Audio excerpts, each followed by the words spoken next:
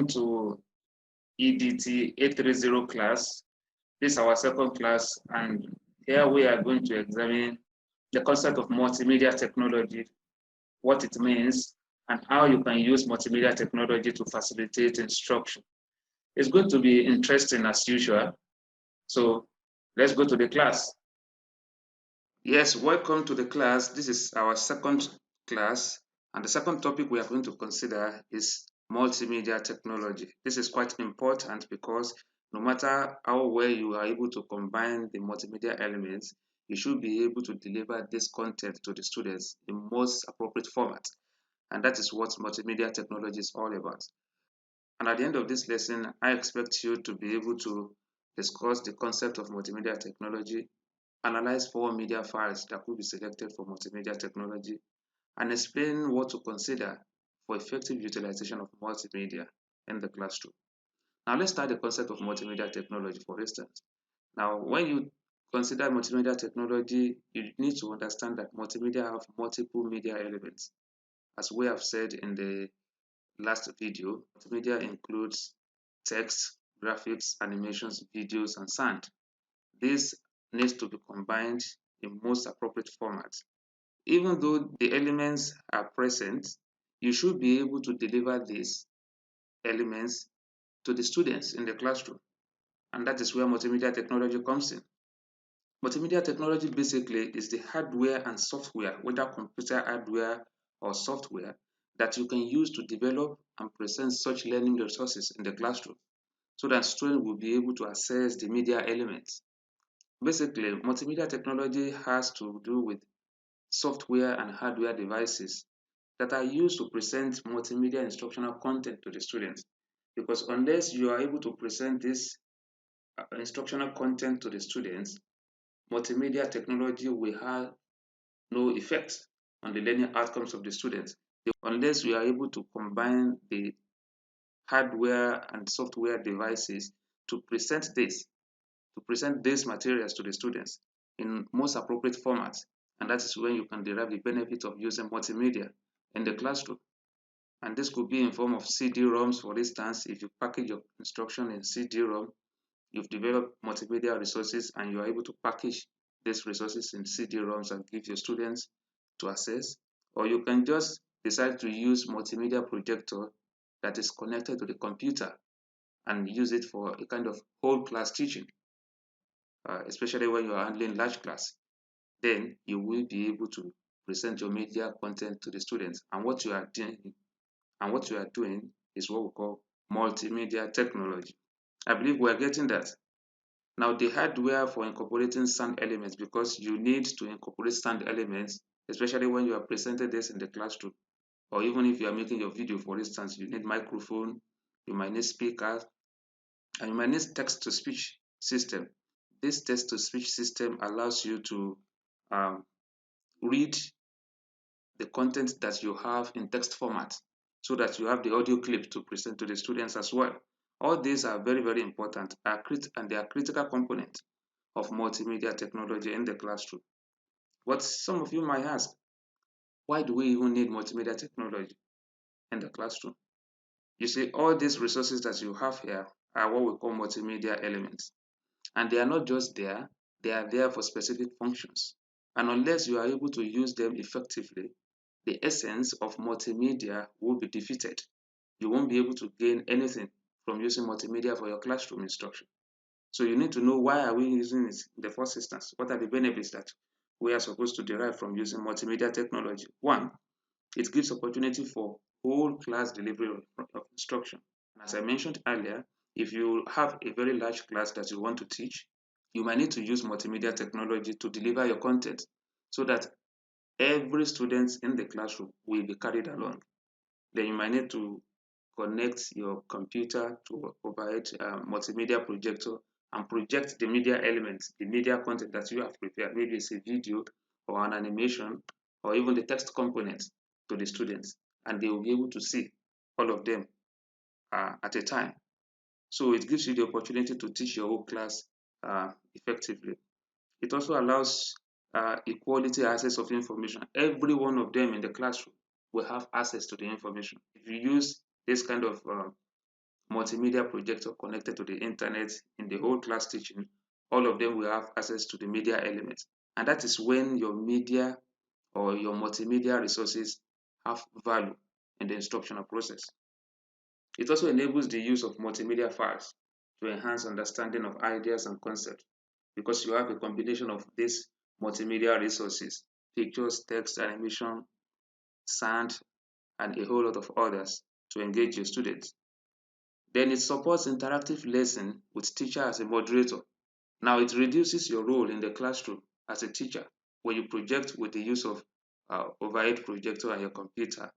It limits your role in the classroom. You don't dominate the discussion, you don't dominate the process any longer.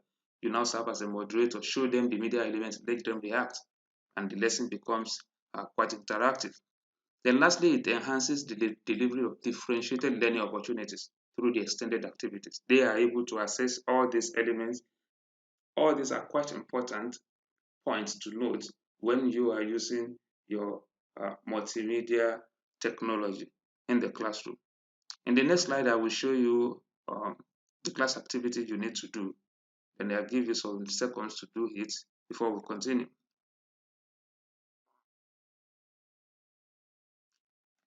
Now let's continue. Let's look at the files in multimedia technology, because even though you are using this combination of hardware and software resources to present your multimedia content, there are specific files that you need to consider and you need to select to be delivered to students in the classroom.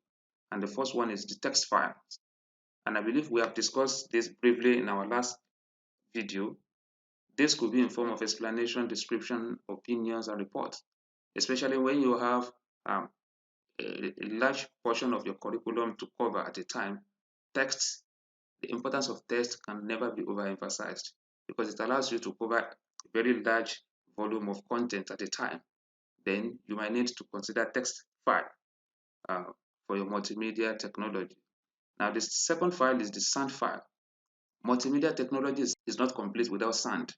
Then you might need to record pre-recorded video, pre-recorded audio content, which could be in form of podcast, for instance. We are still going to discuss podcast along the line in our subsequent videos, speeches, text-to-speech, and some other things. Now you need to incorporate all this into your multimedia technology. And that is why if you want to use your projector, for instance, you want to connect your projector to your multimedia projector to your computer. Then if you are using it for a whole class teaching, you still need to use microphone, you need speaker to project what you are doing and to allow every student in the classroom to be carried along. So you need the sound files, then you need animation files, for instance. You need to project all this to the students. They are critical component of multimedia technology that you should consider. Also, we used you need video and picture files. Okay, you will need to include videos, okay, that you have recorded to demonstrate specific concepts in the curriculum to students, and this is very, very critical. Okay, video practically allows you to demonstrate some things that could not be covered or could not be well explained in text file. So you need video files to cover these demonstrations, and it's important that you incorporate this in your multimedia technology. Then lastly, the file integration. Now, a combination of different files to enhance teaching and learning. That is what we call file integration. And this means two or more files could be used at the same time in the classroom. And this is what scholars across the world are advocating, that you need to move your classroom instruction to what we call file integration approach. You combine animation, the text, everything. In the particular classroom, you don't allow a particular file to dominate the entire system. You don't only use audio, for instance. You use video, you use audio, use text, and that is what we call file integration. And this is the best approach, okay, when you are talking about multimedia technology in the classroom. Now, let's quickly look at the tips for effective utilization of multimedia resources. Now, these are what you should bear in mind when you are developing your multimedia and when you are thinking of presenting this multimedia to the students in the classroom. And I have uh, number one tip that you should consider learners' abilities and learning styles. This is critical, and that's the first thing you need to do. Understand the learning styles of your students, know their abilities, because this will determine how you are going to even develop your multimedia content and how you are going to deliver your content in the classroom. Then you need to understand the capabilities of each media component. If you are using an audio component, you need to understand what this audio can do. Then you know the limit of that audio, that you need to incorporate other media elements, okay, to make it a complete instructional package.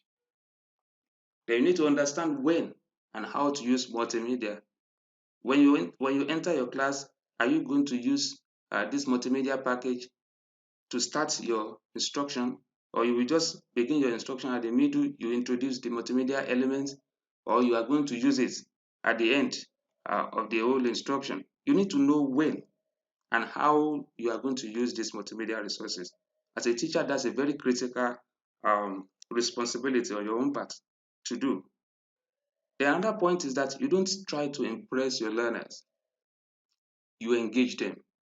And this is very important because we see many of us trying to impress our learners by putting all this Hollywood style, where you see media flying around in your video. No, an instructional video is different from an entertainment video. An instructional video is delivering a content to the students.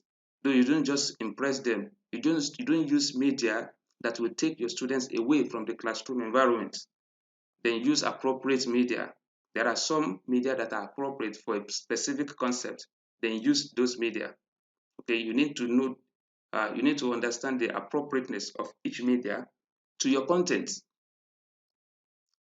And lastly, you need to consider the curriculum and the content, because what you are uh, developing has to do with the content.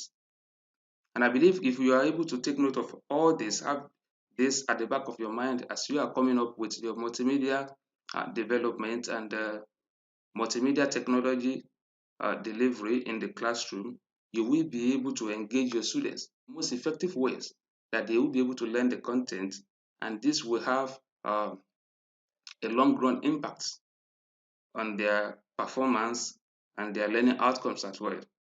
Thank you for listening. See you in the next class.